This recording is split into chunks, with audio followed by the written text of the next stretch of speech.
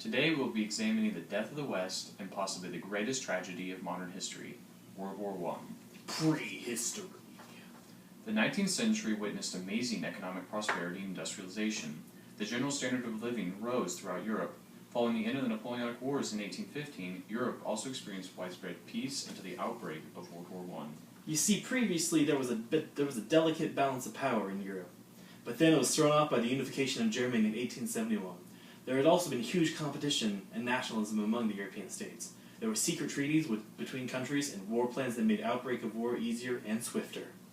When Franz Ferdinand was assassinated by Serbian nationalists on June 28, 1914, the treaties dragged many countries into war, including Russia and Germany. Thus, World War I began. War. World War I is generally described as the first modern war. There were two sides to the war: the Triple Entente, including Britain, France, and Russia, the good guys, and the Triple Alliance, including Germany, Austria-Hungary, and Italy. Spoiler alert, they lose. Later, Japan and the U.S. would join the side of the Triple Entente, and the Ottoman Empire would join on the side of the Alliance. There were two fronts, the Eastern Front and the Western Front. Germany fought with France and Britain on the Western Front. Russia fought Germany and Austria-Hungary on the Eastern Front. Both involved trench warfare, where there was a lot of stalemate and the use of chemical warfare, including mustard gas. Many soldiers died while gaining nothing. Eventually, the U.S. entered the war in 1917 as a result of the Zimmerman telegram and the German U-boat attacks. You see, Germany wanted Mexico to enter the war, so they sent a telegram, but we intercepted it. This threw the balance of power off in the war completely. Germany panicked and decided to send Vladimir Lenin into Russia to overthrow the government and thereby close the Eastern Front. He was ultimately successful, but it didn't save Germany from defeat. Germany signed an armistice on November 11, 1918. The Treaty of Versailles officially ended the war on June 28, 1918. Over 8 million soldiers were killed throughout the war, and millions more were injured. This Great War brought about significant changes. Impacts, aftermath. The German, Ottoman, Austria-Hungarian, and the Russian empires all collapsed as a result of the war. New national boundaries were drawn and new nations formed, including Yugoslavia and Poland. Germany's territory in the east was given over to Japan. The Treaty of Versailles forced Germany to take full responsibility for the war and pay heavy reparations. The Germans felt humiliated and defeated. The German government had to start printing more money, which caused hyperinflation and the collapse of the economy. They began using their currency as wallpaper. That's how bad it was. Almost as bad as this wallpaper. Am I right, Corey? Good one. Because of these harsh punishments, Ferdinand Foch, a French soldier, declared, "This is not a peace. It is an armistice for 20 years." And he was proven right 20 years later. That was a beautiful accent, Corey. Thank you. States gained newfound control and power over the economy and the lives of its citizens. Prior to the war, free markets and free enterprise reigned, but after the war, the people looked to the government for guidance.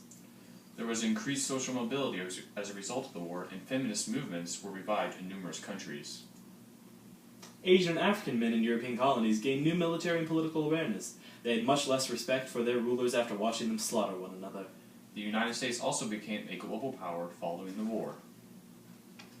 World War I was clearly a tragedy that resulted in the death of millions. This war destroyed nearly down to the last dollar everything that the Industrial Revolution had worked to produce. The Enlightenment and scientific revolution brought about amazing new ideas and principles, but all this seemed to be in vain following the bloody mess that was World War I. Many people were asking how beneficial is industrialization if it brought about such immense destruction. How can a calamity like this be prevented in the future?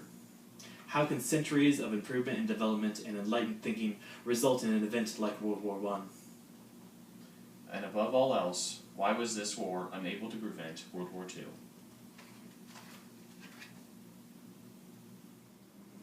Well, hello there, Sonny. My name is Grant Childs, and I am a senior graduating from high school this year. Who are you? I'm Corey Wirch. I'm a little boy and I'm going to be taking WhAP next year. Ah, so you're an upcoming freshman then, are you? Yep. So, what are you scared about? Well, I don't want to do bad. Well, here's what you need to know how to survive WhAP. Oh, AP World History. Not Apple. WhAP. Say it with me. WhAP. WhAP. First thing you need to do is read the book. Read this book. This book is by Robert W. Strayer, made by a single man. It's filled with wonderful things, such as the African slave trade and colonization, and China, and the Mongols. Wow. Sounds sure is fun, isn't it, little Corey? Sounds exciting. So, what book are you going to read? This book? No, Corey, not Calculus of a Single Variable. That's for later. Ugh. Which book? This book? Corey, those are comics with dirty things in them. Put that away. Ugh. Which book? This book? That's right, Corey. You're going to read this book. Read it every day. Read it every day he assigns it. Read it before he teaches you the lesson. That way you know what he's talking about. What are you gonna do? Read the book. You see, this book doesn't suck. It really doesn't. A lot of other textbooks suck. This one doesn't. That's the main thing. If you read this book, you'll probably do fine. Actually read it. Don't just, skim it. That's for babies. Are you a baby, Corey? Not anymore. Ah, that's right, Sonny. Other things you can do is, actually study. Studying helps a lot. What you can do is you can make Quizlet sets online. Now that we have iPads, there's an app for that. Secondly, think of some interesting essay topics for the AP exam. They always like to do weird ones, and you've got to come up with it before. So what are you gonna do? Read the book. Exactly. And? Study hard. That's right. And think of essay topics. That's right. But, which book? Is it this book? Yes. Awesome. And you know what else? Do the homework. Do the homework. If you don't do the homework, it's bad. Treat homework like a study aid. Every time you do your homework, it's just helping you for that exam. So. Is that it? I don't know. Sounds good to me. I think I'm ready to pass whap.